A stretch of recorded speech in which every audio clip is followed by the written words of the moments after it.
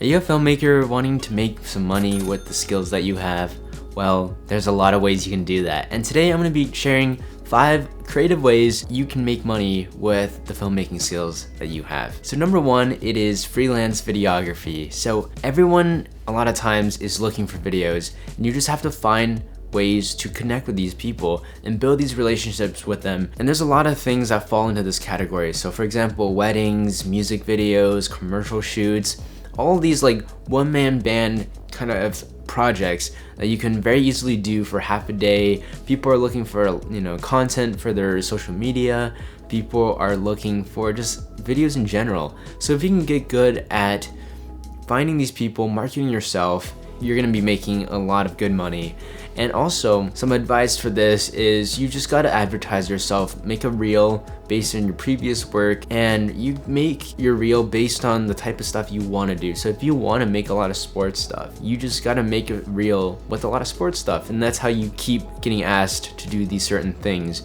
And if you wanna branch out, you change up your reel, and you change up your social presence to fit that, right? And something that you're gonna see with all these things of making money is that your network is your net worth, right? It's about who you know, and you can connect with them. And every time you do a project, though it might seem like a boring project, like a very corporate, standard, not super creative, if you can over deliver on it, they're gonna keep wanting you back, and you're gonna keep getting more and more gigs, and then it pays really well, right? The second way is doing film stuff. That includes crewing on professional film sets. That also include working on vertical drama series. I think it's easier if you live in a bigger city, but I know someone from a small town who transitioned to filmmaking, and within 2 years he was making 6 figures, making commercials and these like crewing on sets. Another thing is your personal brand is everything, right? You have to represent the stuff you want to put out, and you gotta have a great personality that people want to work with you.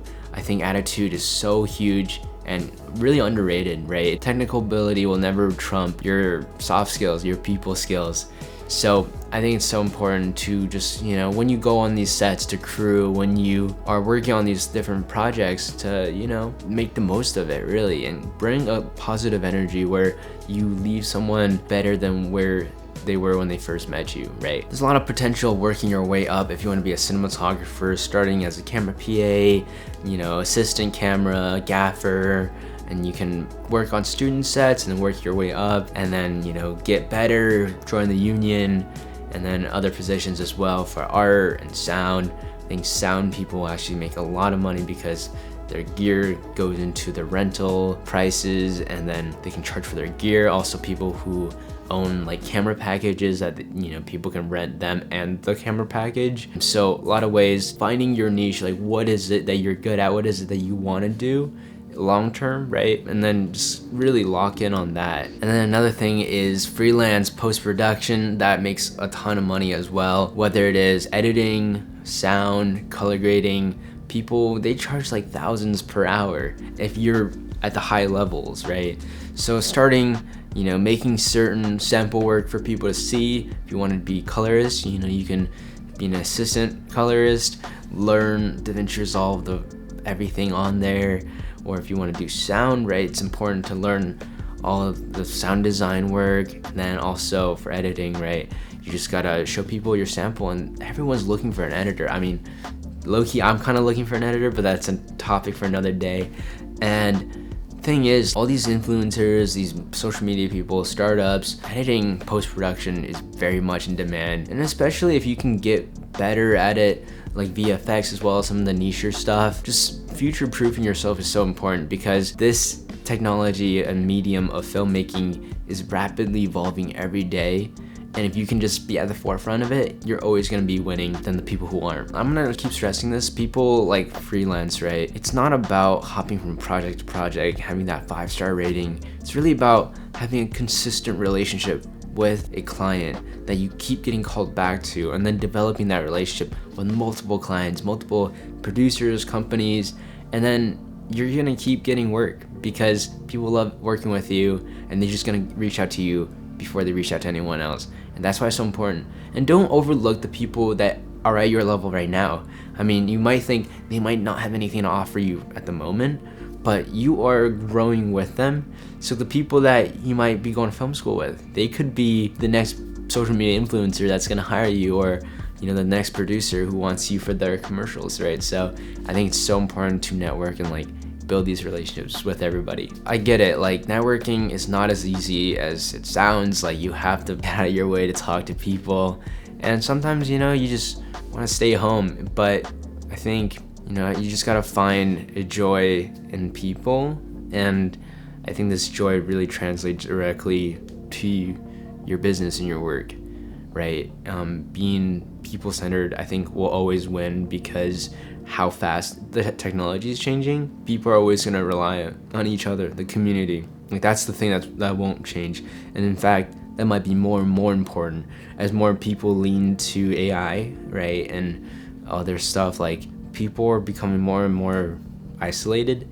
And I think if you're good with people, no matter what situation, not even like just in film, I think any field, you can really build a strong career and people just like to be with you. And I know this is like a filmmaking first channel, right? But I think this definitely goes into it. And the more and more I go down this path of being a filmmaker, I realize is that a lot of the things that makes a good director is not the technical skills. Like you can get to a good enough level of technical. It's more about the skills of what your soul and your heart can do. And I can talk more about that in another video, but it really makes me realize that like so much of filmmaking isn't just, oh, how do you frame or how do you edit? It's the life behind the film, I think. And then number 4, it is doing a corporate position. I know some people are like, oh my God, it's corporate. But some people, they find it very stable and very great that they get to do what they love, but also have a health insurance and all that. So working at a studio, production company, agency, these are all very great places, and also are great launch pads for if you want to go into more creative fields in the future. I interned at one of the biggest horror studios, and I'll make a video on that soon actually, and I got to see firsthand some of the biggest people in Hollywood making these horror films like the Scream franchise, and how they started in corporate in the mailroom at CAA. And I actually have a video on how to get into the CAA mailroom on my podcast, so check that out. But I think there's a real path to that, and it kind of starts with your internships, meeting people. Being in LA or New York really does help, but also like different states have their own style and different offices. It's really important to get a good resume, have good experiences as an intern, and you're gonna be applying to like 70 internships and probably getting only one, and just like jobs are probably even harder. So very random. It's most of the time it's because it's like, oh, they're friends and they hire their friends.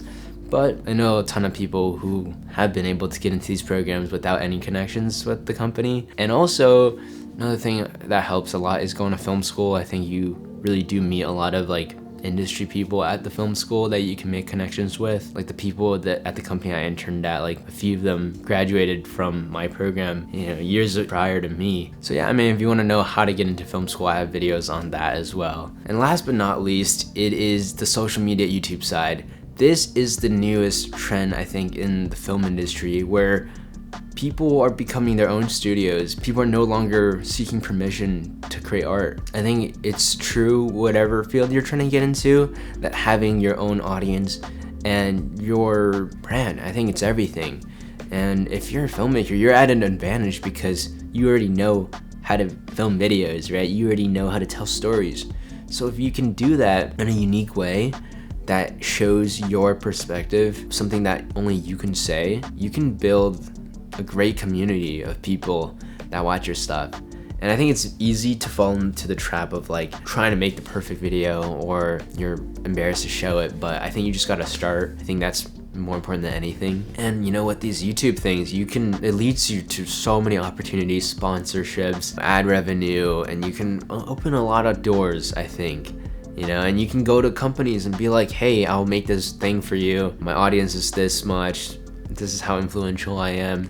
And they really pay so much money. So I think all of these ways are money makers, but it's also important to remember like the reason why we're in this field, right? If the most important thing to us is money, maybe like another field might be better to that goal. But I think a lot of times we need to remember where our heart lies when it first started, right? And a lot of times, you know, it's like when you have a career struggle or a project doesn't work out, if it doesn't conflict with your beginning goal of wanting to tell stories, you just gotta keep going, right? It needs to be authentic why you're doing what you are doing. Like a lot of times, like when you don't feel you're motivated to make a movie, really ask yourself why. Why are you making this movie? Why are you a filmmaker in the first place? When you can answer those questions, you know, everything becomes so much more clear and in focus. And I think a lot of times to get good at something, to look beyond that thing.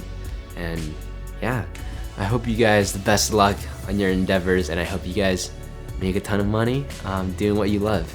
And I'll have plenty more videos on that, on this field coming up super soon. And if you guys want to know what my journey has been like at one of the best film schools in the world, then check out this video right here, and I'll see you guys there.